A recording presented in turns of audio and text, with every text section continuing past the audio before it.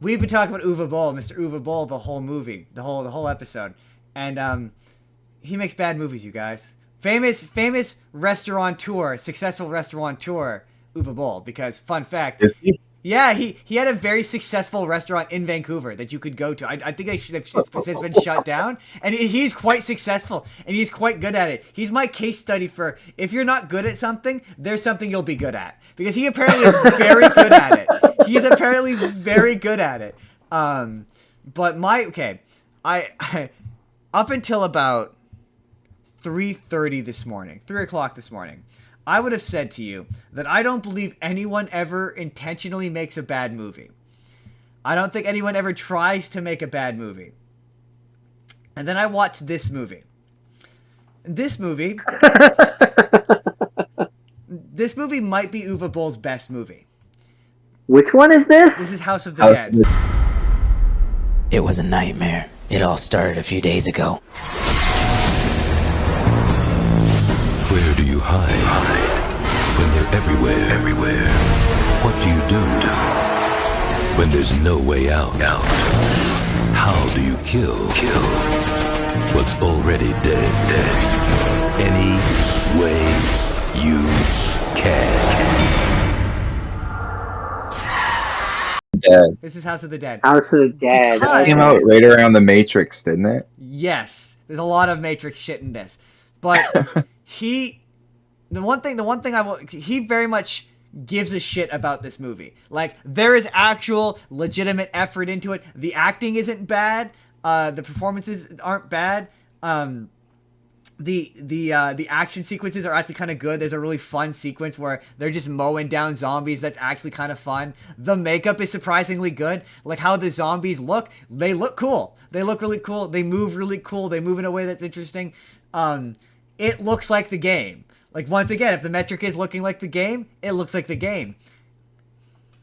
Here's where the nice stuff stops.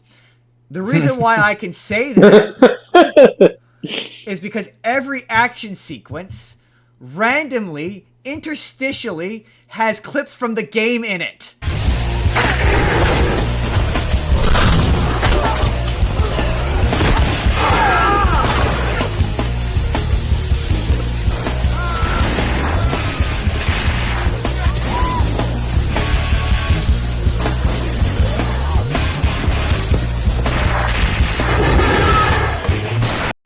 So, like, a character will shoot a zombie, and then it'll just show a clip from the game, and not even clips of people playing the game, but, like, you know when you go to the arcade and, you know, like, the live demo they have where it says insert coins? Insert coin. It's that gameplay! You can literally see it says insert coins on the screen, and initially it seems like it's perhaps like it starts off as like it's scene transitions, so like the scenes transition with random gameplay from the game, but then randomly in the action sequences, it'll every 2 seconds just cut to footage from the game. It is the weirdest thing I've ever seen, and some of the cinematography is just kind of like incomprehensible. Like, it's shaky and you can't see a goddamn thing, but like some of it looks good, like some of it looks all right. It's the weird, like, it legit looks like it's got the vibe of like he really tried his best, but the budget just wasn't there for all of it. Also, Clint Howard is there for some reason. I saw an amazing clip where it was like, that's why I assumed it came out around the Matrix time, was because it was like, I think a zombie throws an axe, and this girl just jumps into the air and shoots the shotgun. Yeah. And it's all like bullet time, but if you like watch it, the axe is nowhere near the girl, and there's no point for her to jump into the air before she shoots her shotgun. It was just to copy the scene of like Trinity from the Matrix.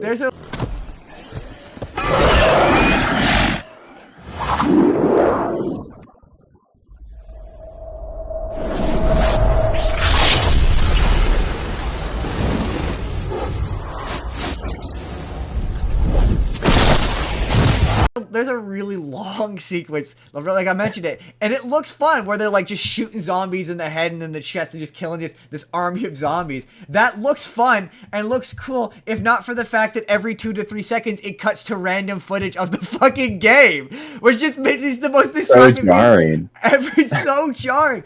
And like, yeah, there is a story, there is a plot. It doesn't matter. It's like they're okay. There's so much. This is the thing with Uwe Boll films. There's too much. So the movie starts with him being with there's a main character, and the movie starts with him being like, this is the day of he does this really weird narration, and then out of nowhere credits are happening. And then there's a really, really long opening credit sequence. And then he spends 5 to 10 minutes. He's like, this is Jerry. Jerry is my best friend. And like, and this is Jerry's girlfriend, Susan. And this, and it just goes down the list, introducing you to every single character in an agonizingly long scene that goes on for fucking ever. And yeah, so okay. So they go to this island where it turns out that there's an evil scientist who basically wants to, like, he's an evil scientist from, like, Conquistador Spain, that he discovered that he could take people's bodies, or he could, like, use their blood to, like, inject into himself to live forever. It's really dumb. It doesn't really matter. But you're like, okay, what does this have to do with the game? Because you mentioned Alone in the Dark, which isn't connected to the game. I was like, this is House of the Dead. My only frame of reference for House of the Dead is the shitty games from I played House of Dead 2 like a bajillion times. I think everyone's played House of Dead 2 like a bajillion times. That's the one with the red and blue pistols, right? With the red and blue pistols, yeah. And I'm like, these games are just like you show up and you shoot zombies who run at you. Like, they look like the zombies from the games. Like, it's considering it's Uwe Boll, it's impressive. And then the attention to detail put into this. So, like, I don't think there's much of a story to these games. So I Googled it. Yeah, I'm not going to bother you with it because it's ridiculously convoluted. But apparently these games have, like, 3 endings. Multiple endings. Like, that you can discover. I don't think I've ever gotten past, like, the beginning. Yeah, apparently. Because I've never had enough money. Right? Yeah, apparently there's... Right? There's I think anytime I played it, I usually pretty handedly died within 30 seconds. There's a Wii port that's apparently shit, but it exists, so you could beat it if you wanted to. But so my theory about Uwe Boll is, I think this movie came out, he earnestly tried to make the best movie he possibly could, and it got lambasted critically, and he's a sensitive little boy. And so from that point on, he was like, you know what? You tell I'm gonna make bad. You're saying I'm making bad movies. I'll make the worst movie you've ever fucking seen. And then he just did that every single time because he very famously like boxed his critics. So I just think he just intentionally made bad movies to antagonize people. Oh right, I forgot about that. Yeah, he actually fought them. Yeah. He was like, you don't like my movies? I'll fight you. And so it's my theory that all of the movies that people think are like notoriously bad are intentionally bad because this one got lambasted. So it was like, oh, you think I make bad movies? I'll make the worst movie you've ever fucking seen. So that makes me think of BoJack Horseman with the underwater guy when they're making the movie. He's like, oh, you think it's a piece of shit? No, we'll get 5 or 6 more takes. You know, we'll really work this one out. That's what that makes me think of. Like, he's sensitive and he goes after him for it. It's one of his weirder ones because the humans talk like they're humans. Like, I don't know if you know how like his movies, all of his characters. M. Night Shyamalan's kind of like this too, where all of his characters talk like aliens. Like it's like an alien saw humanity and went, I can do a human movie. Like that's what his movie. This is like they talk like regular people, although every character at one point almost has sex, or they make a sex joke that's not very funny. It's a truly bizarre movie, man. It's very bizarre.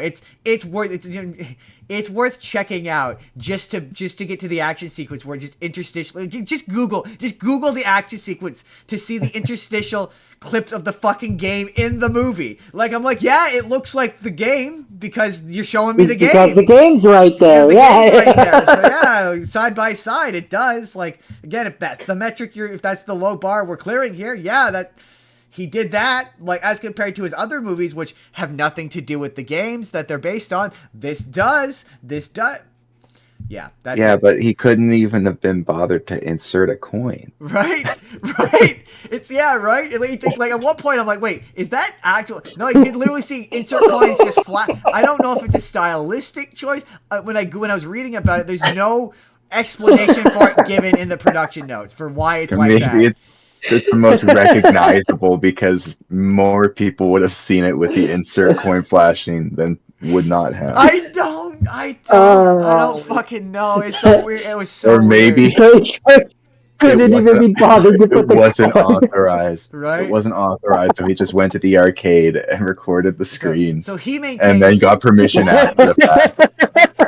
He maintains that it is a prequel to that first game, but I don't know. But how they get footage from the future? Right? If it's a prequel, then how do we have footage from the game? Oh my god. Anyway, that's House of the Dead. It's not the worst Uwe Boll film. I truly do think it's his best movie. Like, I think I don't know. I think Alone in the Dark might probably be the worst one. It's one that I remember being horrible. Depends on your. I guess if depending on your tolerance for bad racism and Islamophobia, Hostel's probably honestly the worst one. Postal? Yeah, it's bad. I will post this, go back and watch that video to see what I said about those movies just to remind myself. Hey everybody, it's Endcard Justin here again. Let me know down in the comments, do you agree, is this Uwe Boll's best film? Does he have a good film? I don't think he has a single good film. Maybe what's his worst film? Let me know down in the comments down below. Otherwise, you can click the video on the left, and that's going to take you to the full podcast that this video is from, which is our second video game episode where we talk about all kinds of video game stuff. It's kind of a marathon, it's 5.5 hours, but hey, you can check that out if you'd like, or you can click the video on the right and that'll take you to a random video that YouTube thinks you're going to enjoy. Otherwise, hit subscribe if you haven't already. Leave us a like if you could. Seriously, it really helps, and we'll see you guys in the next video. Have a good day, everybody.